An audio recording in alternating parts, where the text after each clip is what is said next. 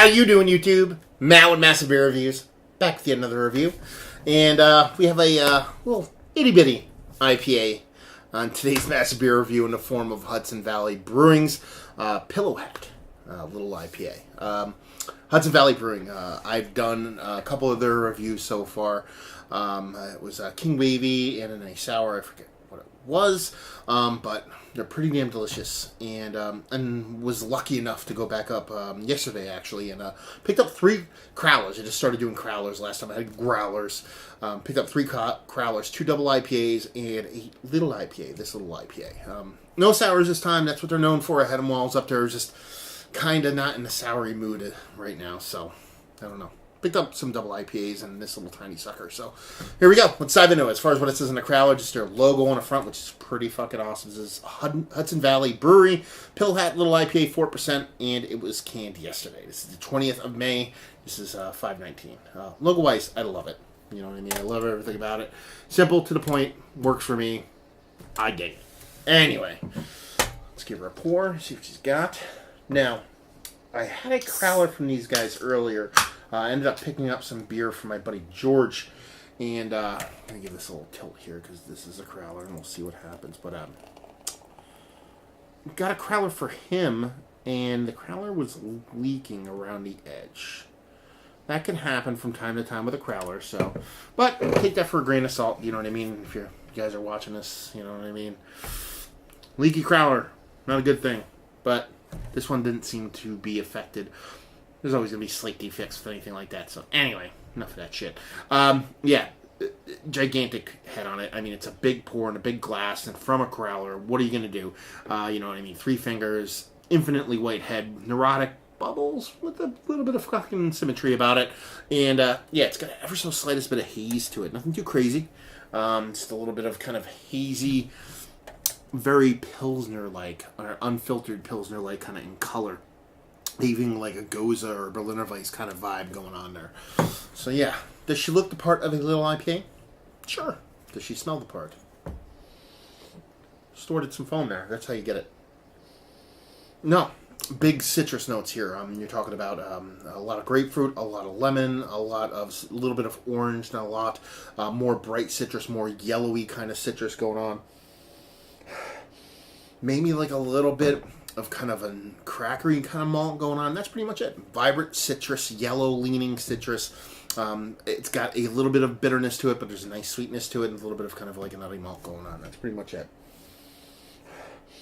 Nice. I mean, you're talking about a 4% little beer. Pretty impactful for what it is so far. So she looks good. She smells good. Let's see if she tastes good. Cheers.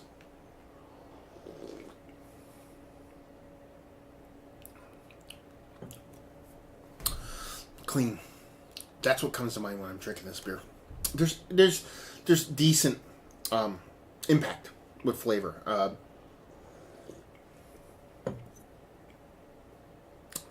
That citrus is a bit more rindy, a bit more pithy, a bit more bittering than what you would be led to believe based off the nose. But there's enough sweetness there to balance it. It's just not in one direction.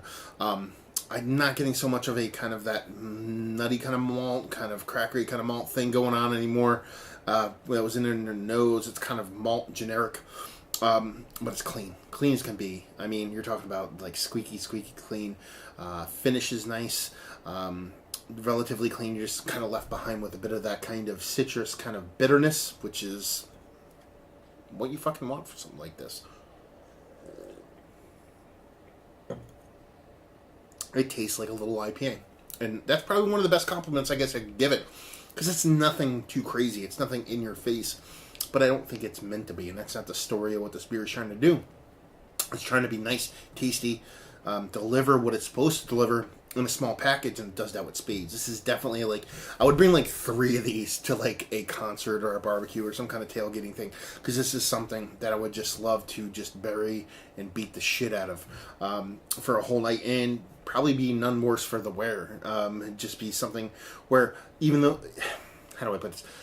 I wouldn't want this beer to take backseat to conversation, but this is also like, okay, I'm drinking good beer and I'm having good times.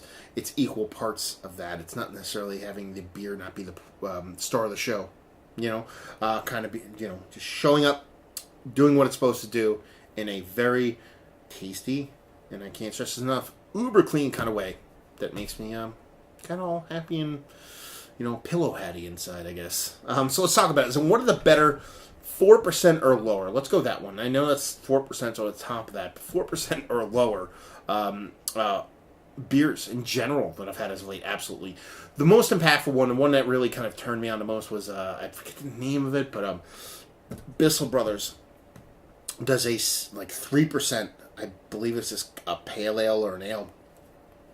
At that ABV, it was insane what was going on. Almost like I feel like they're lying to us at the ABV. But, excuse me.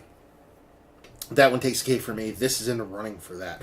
Value availability, I believe it was $8, maybe $10 for a crowler. For a low ABV, you wish you got a little bit more, but at the same time, how many times are you going to see a 4% beer this tasty and this clean, this well done? So I don't mind it. And just say if you like, what will you like this? If you like, Pilsners, Kolsch's, Lagers, things like that. Stuff that you're more about chugging, but you also want quality on top of it. Or if you like IPAs and you wish they were a little bit scaled down to a very low ABV range, and this is definitely worth picking up because what it delivers with a gentle, beautiful, slightly impactful hand that is wrapped around just as clean as you can be beer-wise, which, when you're talking about such a low ABV beer, that in itself is a hats-off kind of thing. So there you go. A pillow hats-off kind of thing. I should have fucking thought of that. Anyway, there you go. Another review in the books. Hopefully you guys enjoyed it. If you didn't, anywhere in between, please leave a comment in the comment section below. Like, subscribe, and all that fun stuff. Facebook, Twitter, Instagram, Untapped. Massive Beer, so 4 of those places. And yeah, another review down. So hopefully you guys enjoyed the review. Hopefully enjoying a nice sub 4 beer right now, and hopefully see you next time. Cheers.